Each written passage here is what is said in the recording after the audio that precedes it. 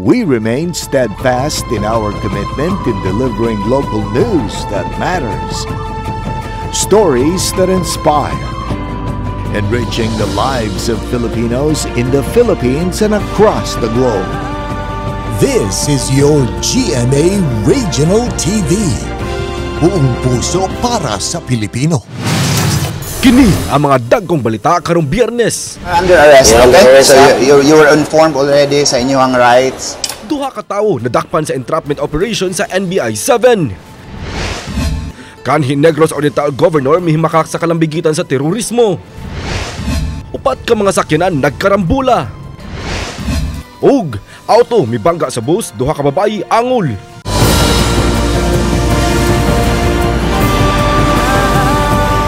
Kini ang GMA Regional TV Balitang Disdak. Maayong hapon, kini ang inyong GMA Regional TV Balitang Disdak ang bugtong kasaligan. Kasandigan o kadangpan sa mga Bisaya nga maghatod sa labing dakog mga nagunang balita nga mahinungdanon sa Central ug Eastern Visayas ug live dinhi sa GMA Complex sa Dakbayan sa Sugbo. Ako si Alan Domingo.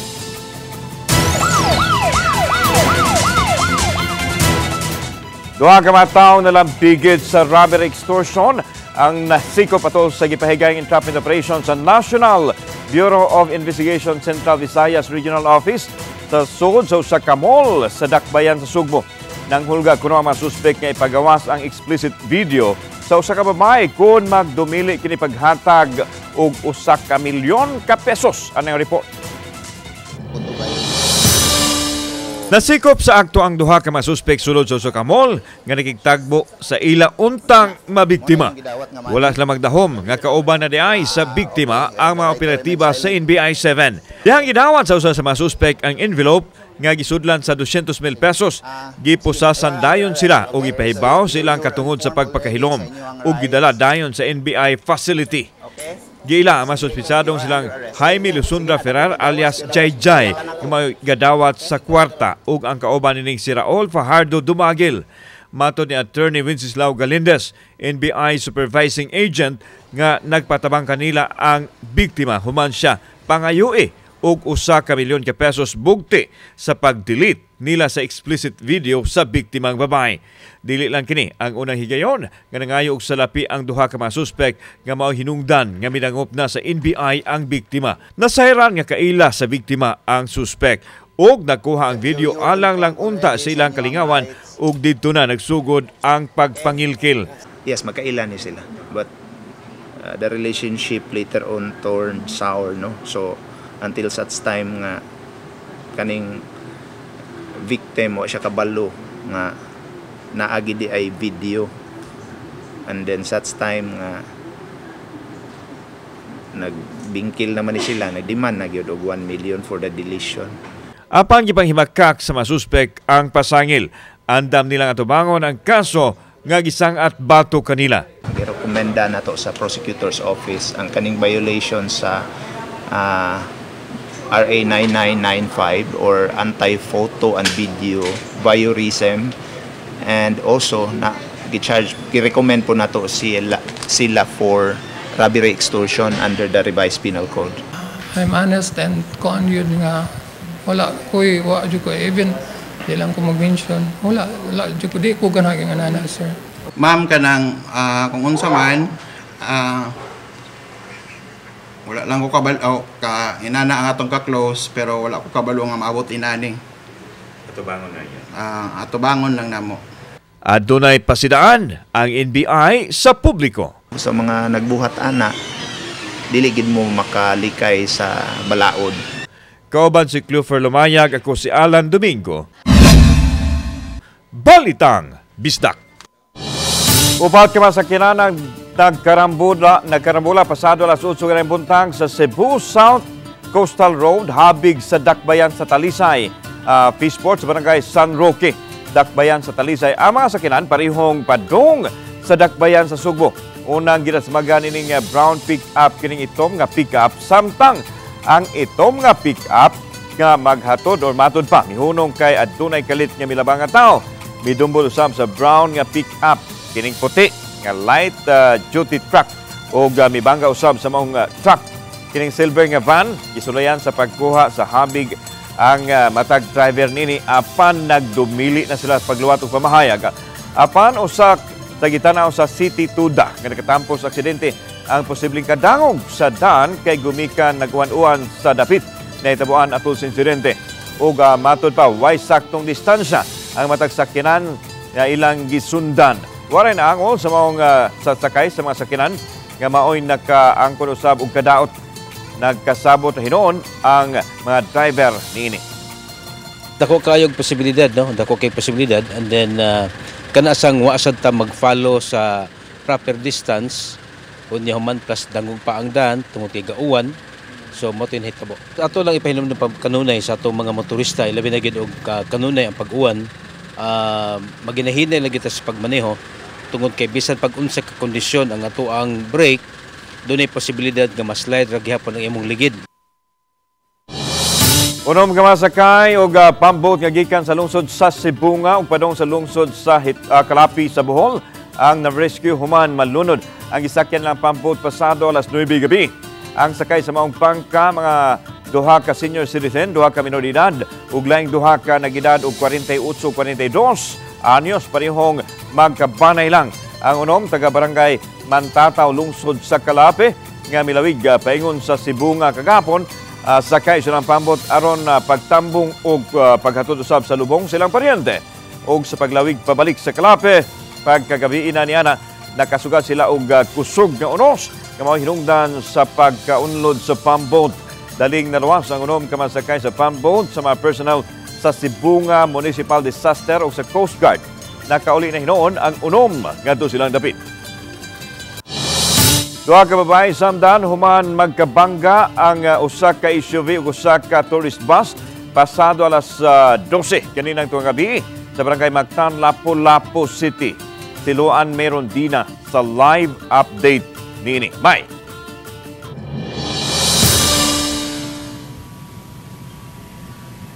Lan wala na mapaubos pa sa liquor test ang nagmaneho sa duha ka mga sakyanan nga nalambigit apan base sa investigasyon sa traffic police gikan sa usa ka bar ang mga sakay sa SUV. Gikinahanglan panggamitan og hydraulic tools sa mga personnel sa DRRM Lapu-Lapu City ang dung niining napiyaping SUV aron makuha ang 24 anyos nga babay nga nagmaneho niini human maipit sa manubela. Ang manubela naabot lang sa iyang tiyan dapita pat mo na kinahanglan meticulous ang atong pag-extract kaniya at kay basig doon na pa yung mga damages unya sa iyang lawas ba. Labi na nga kanang ang impact ato gi-consider. Base sa investigasyon sa Lapu-Lapu City Police Traffic Enforcement Unit, nagsubay sa managlahing direksyon ang SUV ug ang tourist bus. Gikan sa usa ka imnanan ang SUV ug padung kini sa Barangay Mactan, samtang ang tourist bus padung sa Barangay Buaya. Dihang nagkasugat kini sa may ML Quezon National Highway, gikatahong kalit lang miswerve ang SUV ug misud na sa lane nga gisubay sa bus. Inglihay sa motor, nag-head on sila, pero dire sa left side sa pass niya, right side front portion sa car. Atol sa hitabo, upatanan ang sakay sa SUV. Gawa sa 24 anyos nga Pinay nga mo'y nagmaneho sa SUV nga naipit sa manubela, nadangat usab ang laing babaeng Korean national. Hinuon, minor injuries lang ang nihaguman sa duha pa ka mga Korean nationals nga babae ug lalaki. Samtang sa habig sa tourist bus, wala kini sakay nga mga pasahero ug wara usab maangol ang driver niini. Tanan liability sa SUV. Yeah, ang hasbala to na istorya na sa dako. Willing ra sila sa mo shoulders tanan. Sa pagkutlo ning balita, wala pa makuha og habig ang mga biktima kay nagpaalim pa karon sa tambalanan. Don't drink when you drive. Kini ang pabalik-balik nga pahinumdom sa mga otoridad ngadto sa mga motorista. Ug kundi man gani makalikay sa inom, subling pahinumdom sa mga otoridad nga mas maayong musakay na lang og taxi o baka ubang PUV aron malikay sa disgrasya. Lan? Okay na, salamat Luan Merondina. Subling nabahaan kagabi ang pipila ka bahin sa syudad sa Mandaue. Human sa kusog nga uwan kagahapon sa hapon hangtod na pagkagabi. Sama sa may barangay Tipulo, kundiin daling may padala og suction pumps ang city disaster aron mapasuyupan dayon ang lugar. Nakamugna kinig kabugat sa trapiko sa dapit. Laing gibahaan kagabi ang parte sa Mahiga Creek sa Subang Dako. Kundiin mabantayan ang pagsaka o pagsuyla sa tubig sa sapa. Matod hinuon sa Mandawi City Hall, dili kaayo grabe ang kataas sa level sa tubig itandi sa miagi. Sa katapusang tigom sa DRM, usa kini gituki taliwa sa nasinati nga mga pag-uwan-uwan ug epekto niya sa La Nina. Ni-ask ang LGU, Mandawi City na to prepare ato ang mga lumulupyo sa atong syudad kay ting-uwan na pod. So aside from that, na aside na atay mga baha, na asad tay mga sakit na gawas na unya.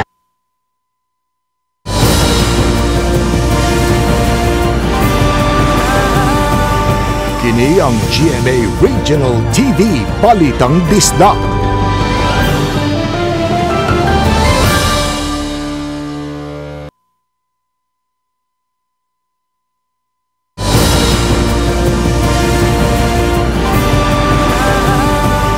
Kini ang GMA Regional TV Balitang Disdak.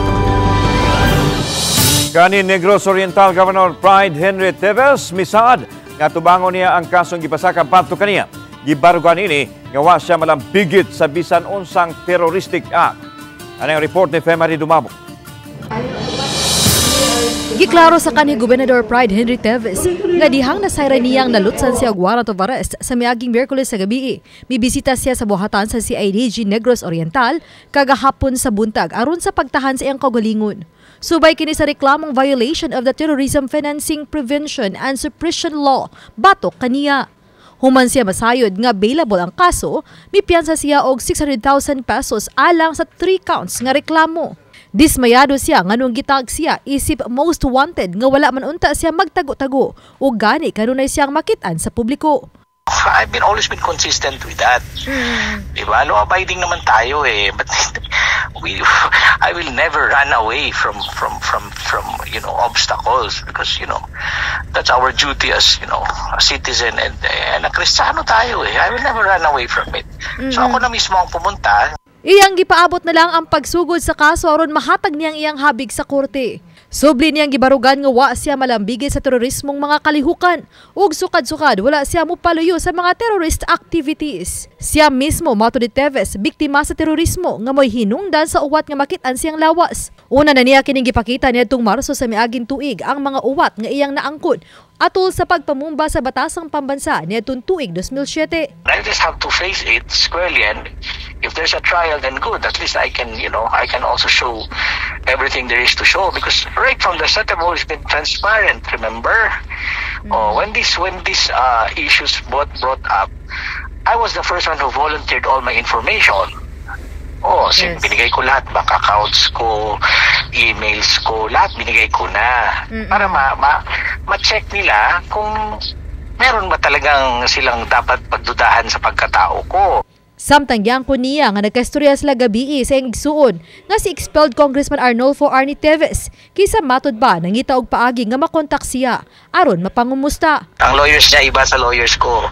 Kasi nga talagang right from the start we've always been we live in different worlds, but it is what it is. Ang akin na lang is free safety lang ang para sa kanya, ang gusto ko lang safety.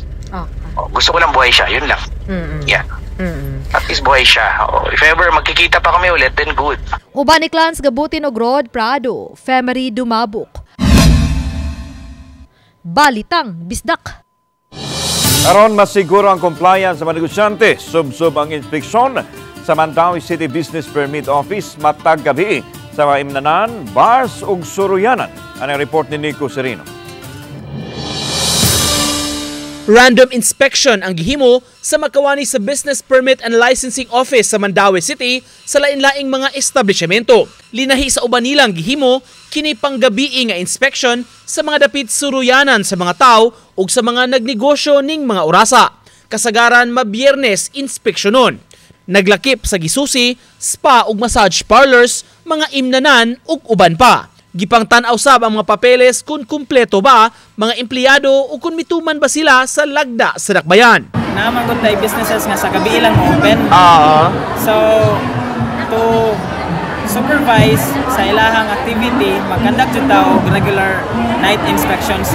Gihangop noon sa BPLO ang pagtuman sa una nilang mga na-inspection. Apan una ni ini, may pipilagyod ka mga establishmento ang ilang nasampulan. Labi na katungkulang sa husto nga papeles nga lakip sa ilang naisyuhan og cease and desist order.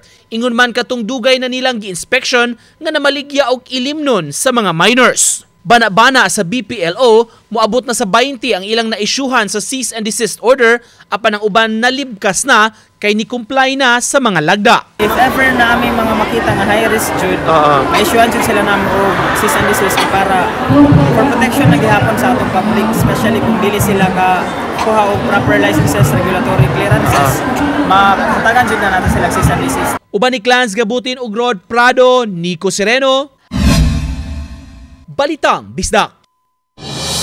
Kakuwangan sa kitaganon sa uwan nga gibukbok dito sa lalawigan sa Bohol o sa sinungdan nganong nagkauyon ang Hunta Provincial ipadayon ang pagpahigayon sa cloud seeding. Si Mark Rijabilla sa detalye. Dugay nang gipaabot sa 67 anyos nga si Rinaldo Auza, taga Barangay San Carlos sa lungsod sa Talibon, Bohol, ang kusog nga pagbundak sa uwan. Nakasinati sa Bohol ang uwan apan iyang gihulagway nga hinay ra kaayo kini og kuwang pakaayo aron makasugod na sila sa pagpananom. Mas maadyo lagi og matubigan ag among basakan kay pakapananom naman me. Suliran karon ni Rinaldo ug sa ubang mga mag-uuma kung asa mokuha og tubig tungod kay ang mga gikuhaan ng supply sa tubig sa Zamora Dam miabot na sa critical level. Susama usab niini ang kahimtang sa ubang mga water dam sa Bohol nga below level ang tubig o kahaan na usab sa critical level. Nagnihit na usab ang tubig sa Malinaw Dam sa lungsod sa Pilar apan dili na kini paigo. Ang Malinaw Dam ang nagunang dam sa Bohol nga nagsupply og tubig sa mga lungsod sa Pilar, Alicia, Ubay, San Miguel ug Daguhoy. Ingon usab niini ang kahimtang sa Bayungan Dam sa lungsod sa San Miguel nga makita na ang bed soil o ang yuta ilawom sa tubig. Tungod kay naugha naman, gihimo ng sibsibanan ang mga kanding, ang dapit o kadaghanan sa kaumahan na ugha na samtang ang kasabutan nangalaya na. Matnod sa Office of the Provincial Agriculture, moabot sa 421 million pesos ang kadaot nga nahatag sa El Nino nga nakaapekto sa 533.5 nga hektarya sa agrikultura ug sa panagatan. Moabot sa 22,000 ka mga mag-uuma ang apektado. Tungod sa kakuwangan sa tubig, mipahigayon og cloud seeding ang provincial government sa Bohol niadtong Hunyo 11 taliwa sa mga pagsaway nga nadawat sa kagamhanan tungod kay panahon naman sa ting-uwan. For the present observation and data from NIA, not enough.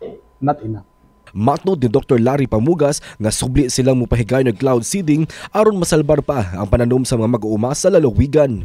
Ubos na sa state of calamity ang Bohol, human grabe maapektuhi ang lalawigan sa El Nino. Kauban si Clans Gabutin, Mark Rijabilla. Balitang Bisdak. Sa buot mamahimong kabahin sa nagunang leading broadcast network ng GMA Network, anay mga bakanting trabaho alang kaninyo.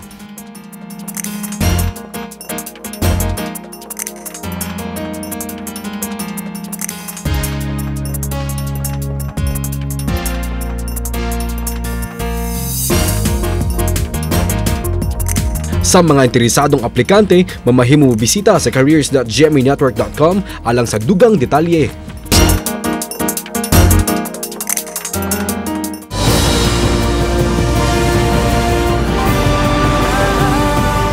Kini ang GMA Regional TV Balitang Bisdak.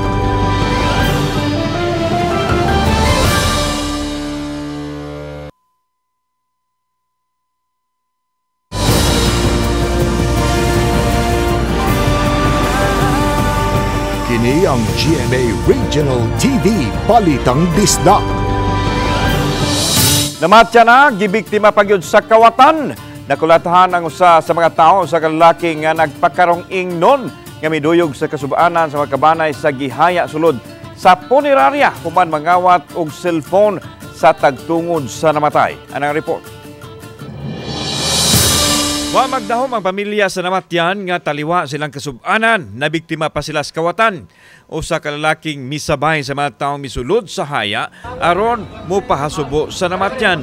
Sa sinugdanan, nagtuo ang pamilya nga sincero ang lalaki nga miduyog sa ilang kasub-anan kay nakiangkol pagani kini sa kabanay nga migawas sa punerarya. Nikaon matod pa kini og biskwit og nangapipagyod nga murag feeling close sa mga tagtungod apan dihang nakahigayon gisakiyo na nini ang cellphone nga iya sa apo sa gihaya. May na lang kay nabantayan og nakuptan sa mga tao og sa security guard sa punerarya ang suspect. Gilabay pa niini ang cellphone apan nakuha og balik sa tag-iya. Gitawag na kong angkol. Gigukod akong angkol mo to. Nasakpan. Nasakpan. Nakita to nako pagsuod niya, nga dili na ko siya pamilyar iyang naong. Isuwat siya niya sa kuan, lagbok. Tanaw siya sa kuan, haya. Tuyok-tuyok na siya. Murag close. Mura siya kailan na mo ba? So muna to, wala na ko siya mapansin. Ning lagbok man tong iyang gisabayan. Ning lagbok po siya ang unsa tong apelyido tong iyang gilagbok ato iyang gisabay mo po iyang apelyido niya. Oo. Dayon kuan kanang pagtawd siya ukay-ukay siya sa mga kape. Nagpili siya Milo. Biskwit na pod. Sa biskwit na pod. Nagpili siya atong katabangon paghuman niya pangapi ni ato siya CR. Balik sa lingkod, sa siya, balik sa lingkod sa bangko.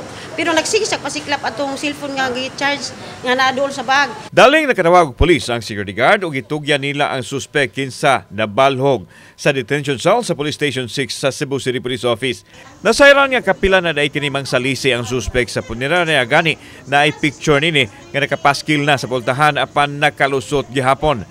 Paggawas na ko sir, nakakita man ako ang pulis dito sa kadoktor, oy, siyagan gigmay dito, sir. Bitin akong dagan dito, abot dito. Nag-ana man ang pulis, nag-ana. Iko, sir, responde. San Francis na ikawatan. Kasipitan na ko iyang kamot, dagan isa dool ra. San Francis sir. Samtang wala mo sang ato kaso ang biktima batok sa suspect hinungdan nga gibuhian ang usab-dayon kini sa kapulisan sa Station 6. Kauban si Clofer Lumayag, ako si Alan Domingo. Balitang Bisdak. Sa labing uwing dagan sa panahon, padan karon mabatyagan ang hanging habagat sa lapad nga bahin sa nasod. Apektado nini ang Southern Luzon, lakip na ang Tibok Kabisayan ug Mindanao. Subay sa kasayuran usab sa Metro Weather, adunay kahigayunan nga wanon ang Central Visayas ug Eastern Visayas.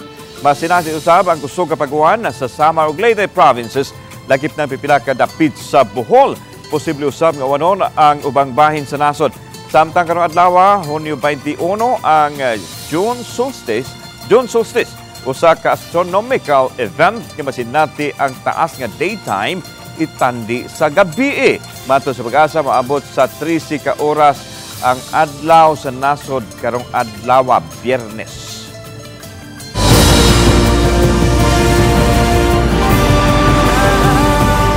Kini ang GMA Regional TV Balitang Bisdak.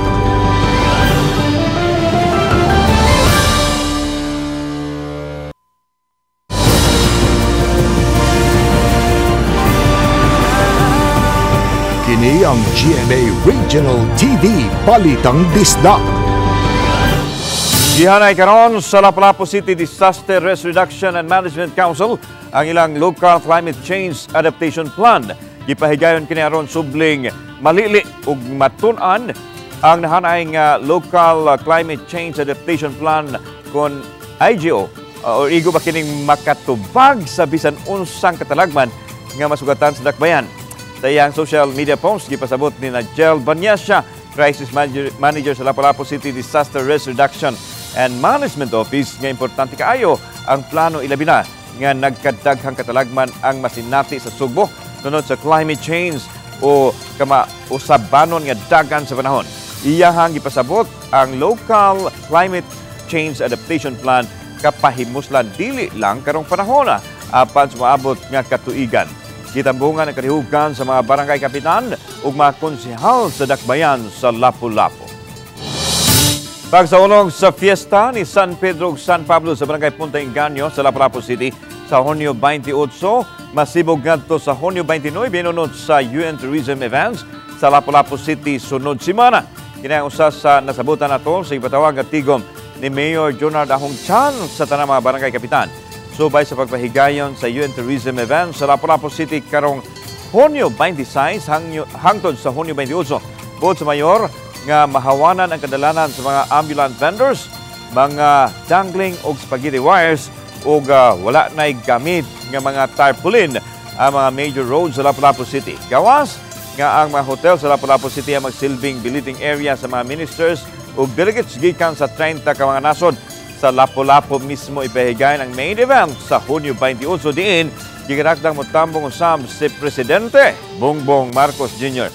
May pasalig hinoon ang lokal nga kabahanan sa dakbayan sa Lapu-Lapu nga mahatagan og hinabang ang mga apektadong ambulant vendors. Og dunay mga problema kabahin sa ilang panginahanglan sama sa pagkaon tungod kay mao ilang gisaligan, himuon lang na mo paagi unsaon nga masulbad nga maka-provide mi og ilahang mga pagkaon. I already instructed the head of the CSWD to provide food, no? Provide them rice and some groceries, no, to those who are affected sa ato ang kining mga vendors na to.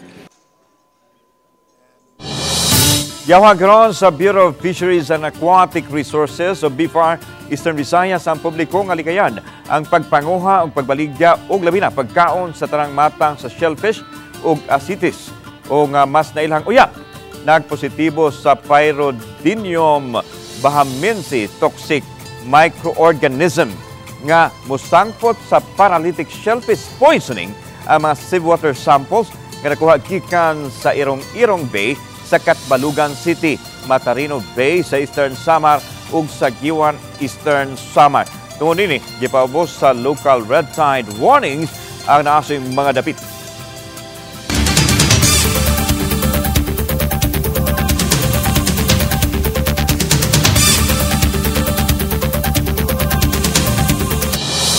Patay ang usa ka babae samtang kritikal ang gingong kapuyo niyang lalaki human.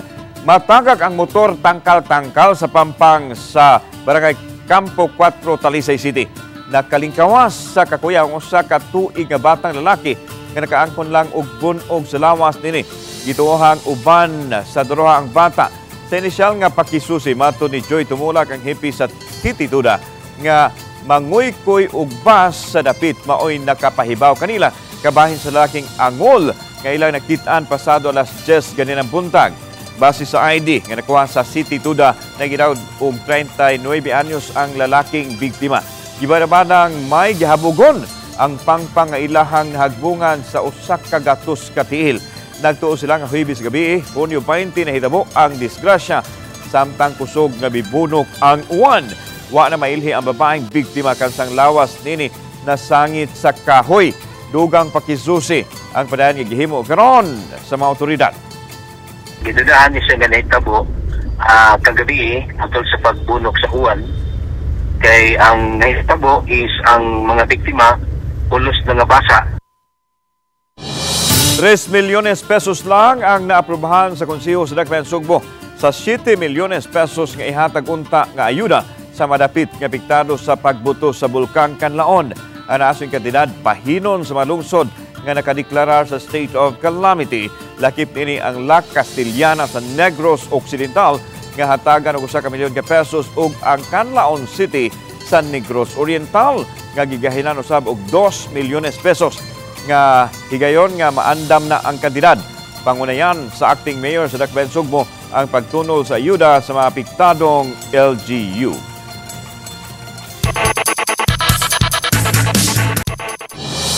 Mga kapuso, karong Domingo na masaksihan sa GTV ang NCAA Season 99 Cheerleading Competition sa Hunyo 23 alas 10:30 buntag. Ipasundayag usab kini pinaagi sa social media pages sa Jimmy Sports o sa NCAA Philippines. Ipahigayon ang National Collegiate Athletic Association Season 99 Cheerleading Competition niadtong Hunyo 19 sa Phil-Oil Oil Center sa San Juan City. Nalangkat sa defending champion nga AU's Chief Squad nga maunay ilang ikalimang kampyonato. Silver medalist ang Atlas or Altas Perpetual samtang bronze medalist ang Litsan Cheering Squad. Samtang makita ninyo kining maong episode sa official website sa GMA Regional TV, www.gmaregionaltv.com. Pwede usab ninyong mabisita ang among official YouTube channel, GMA Regional TV, o i-click ang subscribe button. Alang sa labing init nga balita gikan sa mga rehiyon tungod sa GMA Regional TV Local News Matters. Kami ang GMA Regional TV Balitamista kinatibukang pwersa alang sa mas dakong misyon o mas halapad nga pag-alagad sa nasod. Maayong hapon mga kapuso, happy weekend.